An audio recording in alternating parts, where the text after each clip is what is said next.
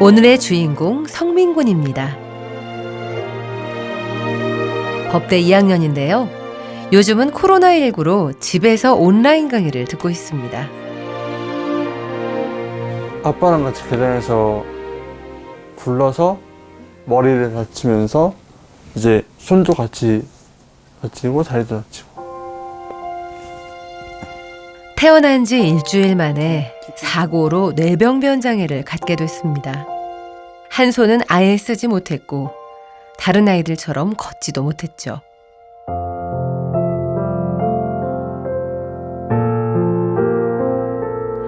그 어렵다는 법 공부를 시작한 데는 이유가 있는데요. 제가 어릴 때 아버지가 교통사고로 사망을 하시고 중학교를 막 들어가면서 학교폭력 같은 거를 많이 그런 게 일어나가지고 그런 고통을 같이 이해하고 그런 사람들의 입장에 서서 변호를 하고 싶었습니다. 네. 성민 씨는 학교폭력 피해자였습니다.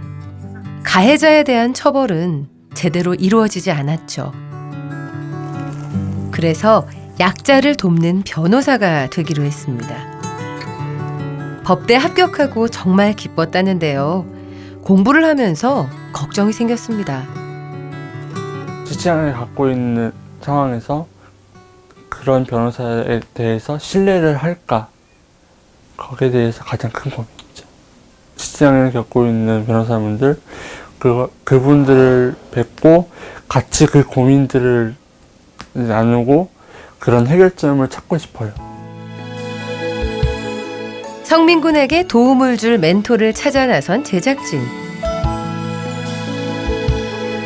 장애인 변호사 한 분이 도움을 주겠다고 나섰습니다. 지체장애에도 불구하고 전국을 누비며 활동 중인 이재근 변호사.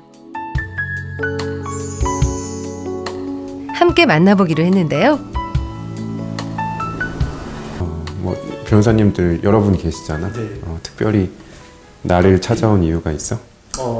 장애를 갖고 있는 변호사분이 있다고 해서 그런 문제점이나 고민들을 같이 한번 털어놓고 어떻게 하면 그걸 해결할 수 있을까 많이 알 수 있을 것 같아서 이렇게 찾아왔습니다. 사실 같은 고민들을 했거든. 같은 고민들을. 네. 전문직으로서 변호사가 줘야 되는 어떤 신뢰감 같은 것들, 그런 것들을 전달하는데 조금 문제가 있지는 않을까?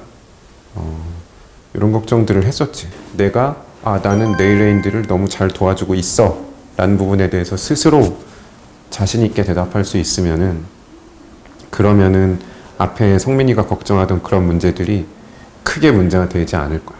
우리 사회가 아직 해결하지 못한 장애인 문제에 대해서 개선시키고 해결해 나가고 싶다라는 생각이 있다라고 하면은 굉장히 큰 장점이야. 의뢰인에 대한 공감과 일에 대한 자신감만 있다면 장애가 있어도 자연스럽게 신뢰가 쌓일 거라는 멘토의 경험담. 이번엔 변호사로서 갖춰야 할 자질에 대해 물었습니다. 변호사는 기본적으로는 거기서 그렇게 말로 좋은 변론을 하기 전에 먼저 글을 써. 글을. 무슨 얘기를 하는 거냐면 우선 잘 쓸 수 있어야 돼. 한번 이 기사 같이 한번 볼래? 최근에 문제가 되고 있는 사건이야. 1층에 있는 삶을 돌려달라. 편의점과 커피숍, 국가 상대 손배소낸 장애인들, 이렇게 돼 있지. 네. 턱과 계단에 막혀 1층조차 진입이 불가한 장애인들의 이동 권리를 보장해달라는 내용인데요. 마지막 재판에 낼 서면을 작성한다고 생각하고 한번 글을 직접 써보는 걸로 하자. 네. 변호사는 글 쓰는 직업이라고 할 정도로 재판에 서면으로 제출해야 할 일이 많은데요. 판사를 설득시키기 위해서는 무엇보다 논리적인 글쓰기가 중요하다고 합니다.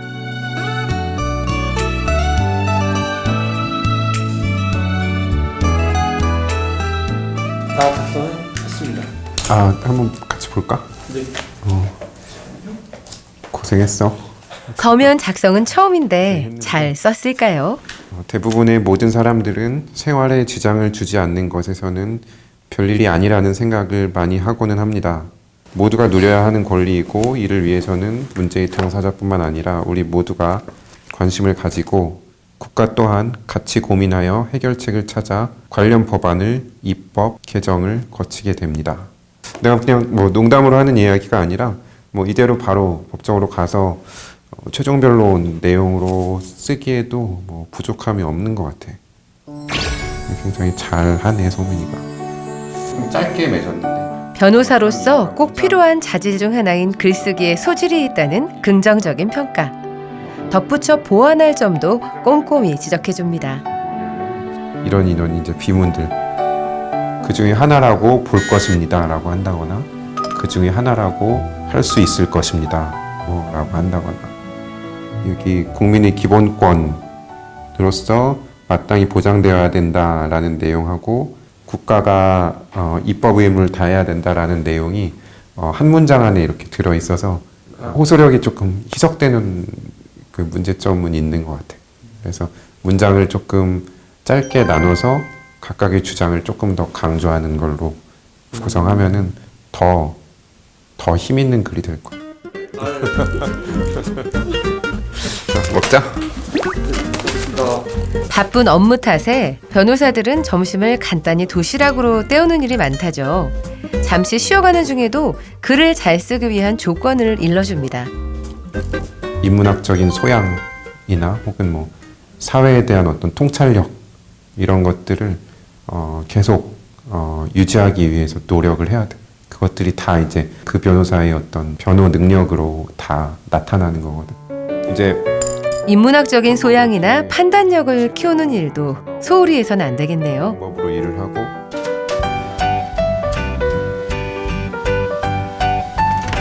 이번엔 함께 법원을 찾아가 봤습니다.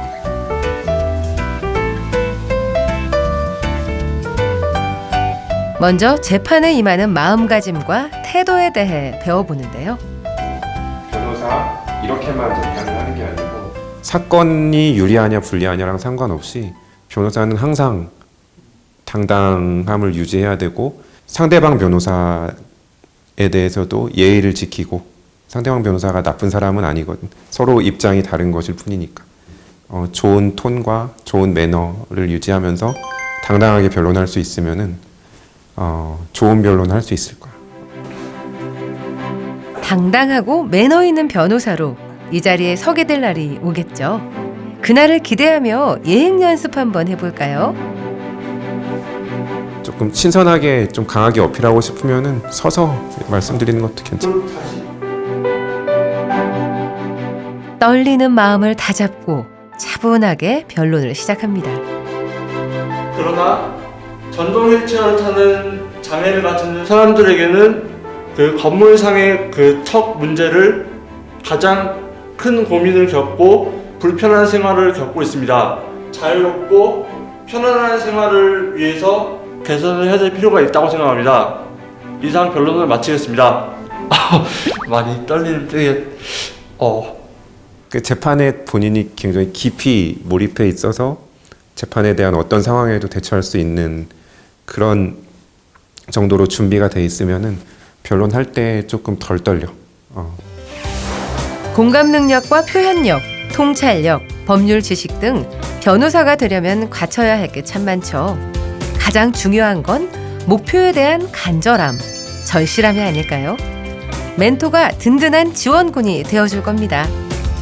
근데 중요한 건 이제 인연의 끈을 놓지 않는 거야, 그렇지? 공부하면서 뭐 조금 어려운 게 있다거나 궁금한 게 있다거나 이럴 때 나한테 꼭 연락하고. 네. 배우고 싶은 거 있으면은 한번 연락드려서 한번 치를.